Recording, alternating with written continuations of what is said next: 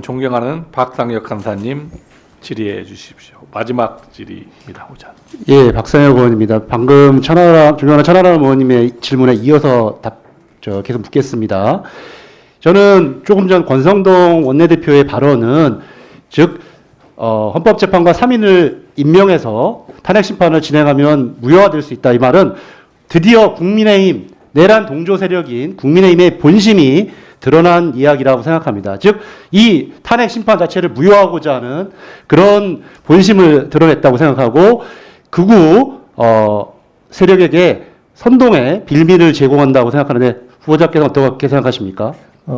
다시 말씀드리겠습니다. 분명히 그 부분에 대한 문제 제기가 있다면 헌법재판소에서 그 점까지 포함해서 명백한 해석을 적용할 것으로 생각합니다. 만약에 후보자가 인사청문회와 우리 국회 동의를 통과해서 대법관으로 임명된다면 내란죄에 관련된 판단을 하기 전에 다른 많은 민형사 사건에 관련된 대법원 구성원으로서 하게 된단 말이죠. 그때 원피고들이 똑같은 주장을 할 수도 있습니다. 그렇죠? 네. 이에 대해서 어떻게 생각하십니까? 결국 사법부의 독립성, 사법부의 이 심각한 독립성을 훼손하려고 하는 그런 시도 아니겠습니까? 그 점과 관련해서는 뭐 어떠한 방식이 그렇기 때문에 저는 예. 후보자를 비롯해서 대법원장도 이런 문제에 대해서 단호한 입장을 좀 취해 주셔야 된다는 얘기를 하겠고요. 한 가지만 더 들어가도록 하겠습니다.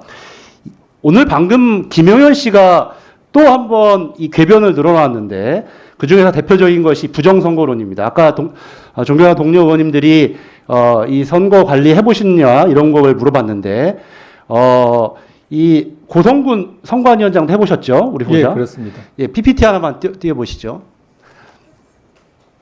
이번에 핵심적으로 오늘 김영현 씨의 얘기도 그렇고 윤석열 씨가 내란을 일으킨 목적 중에 하나가 부정선거를 얘기하고 있습니다. 이거는 단순히 선관위에 대한 도전을 넘어서 근본적으로 선거라고 하는 대한민국의 민주적 기본 질서인 선거 제도를 형해화시키려고 하는 국헌 문란에 저는 의도가 있다고 생각하는데 이에 대해서 보시는 바와 같이 윤석열 씨의 서울대 법대 동기이자 법관을 하셨고 현재 중앙선거관리위원회 사무총장을 하고 역임 중이신 김용빈 사무총장의 언론 인터뷰가 있습니다.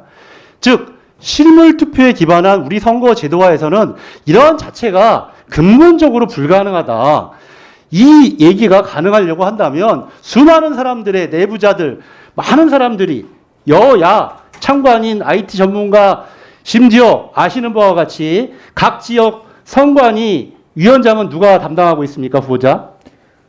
지역의 판사들이 담당하고 있죠. 예, 그러면 우리 사법부까지 혼연일체가 되어서 이렇게 부정선거에 동조하고 공모해야 된다고 하는 그런 결론에 다다르는데 후보자께서는 어떻게 생각하십니까? 왜냐하면 특히 제가 말씀드렸던 것처럼 각 지역 선관위 위원장이 사법부의 부장판사들이 담당을 하고 계시기 때문에 더욱 이 사법부에 대한 독립성, 사법부의 책임이 더 크다고 생각합니다. 어떻게 생각하십니까?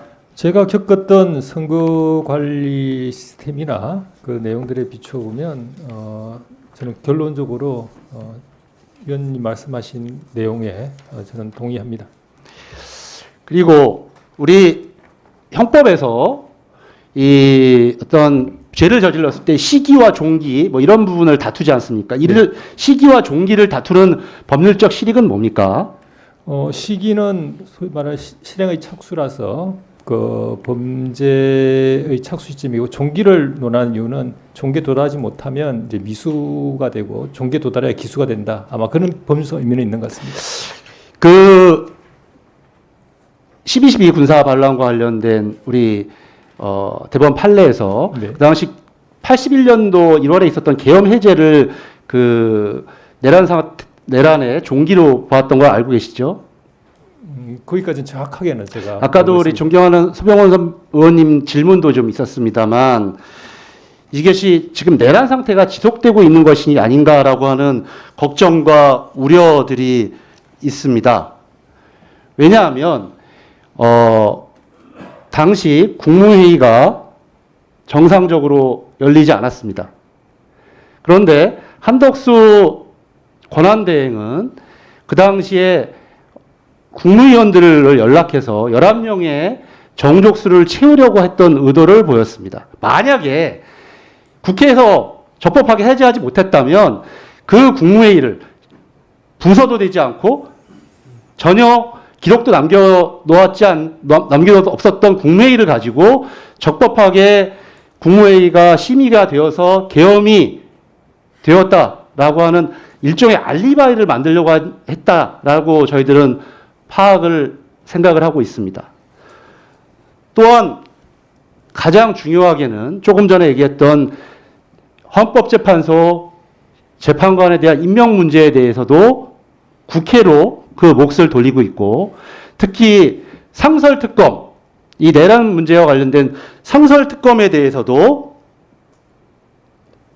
이 문제를 제대로 추천하지 않고 있습니다. 그렇다면 지금 여러 가지 적법하게 이 내란 행위를 단죄해야 되는데 일종의 방해 행위를 통해서 이 내란 상태를 지속하려고 하는 의도가 보이는 것은 아닌가라고 하는 의심을 할 수밖에 없습니다.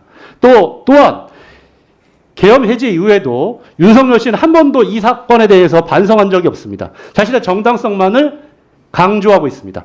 심지어 오늘 김용현 씨가 또 나와서 부정선거 등 종북주사파 운운하면서 이 내란 행위가 합법적이었던 계엄이라고 주장을 하고 있습니다. 그리고 이 내란 사건을 찬양 고무하는 행위들이 현재도 지속되고 있습니다. 그렇다고 한다면 지금 내란 상태가 지속되고 있고 이 부분들까지 나중에 포괄해서 수사해서 처벌해야 된다고 생각하는데 후보자는 어떻게 생각하십니까? 말씀드린 대로 당일 계엄 해제 요구 결의가 통과되고 해제가 됐다고 해서 저는 안도했고 편하게 잠이 들었었는데, 그때 이후에 그러한 수사 과정이나 이런 걸 통해서 추가적인 상황들, 또 의원님께서 말씀하신 그런 의혹들이 제기되고 있어서 국민들께서도 불안해 하신다는 이야기를 저는 들었습니다. 예. 박상격 의원님 수고하셨습니다.